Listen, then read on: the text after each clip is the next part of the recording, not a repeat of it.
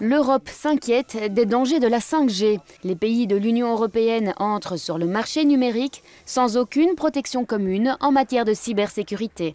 Certains pays européens traitent déjà avec des fournisseurs de pays tiers, tels que le chinois Huawei, en s'appuyant uniquement sur leur propre législation. Il y a beaucoup de discussions à propos de Huawei. Vous avez absolument raison, dans un sens, cela reflète le succès qu'ils ont sur ce marché.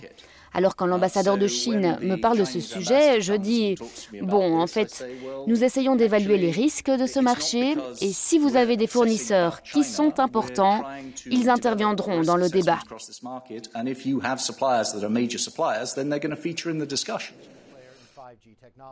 L'Union européenne veut instaurer une approche commune face à la 5G.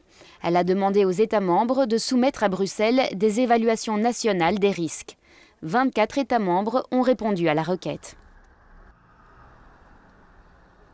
Huawei est l'une de ces sociétés, je veux dire qu'elles sont très peu nombreuses et qu'elles sont vraiment à la pointe de la technologie.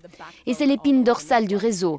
Ils sont donc des leaders mondiaux dans ce domaine et si vous voulez être bon, vous devez utiliser un leader mondial. Meg Wanzhou, la fille du directeur de Huawei, a été arrêtée en décembre dernier au Canada à la demande des Américains. Une affaire diplomatique tendue s'est créée entre la Chine, le Canada et les États-Unis.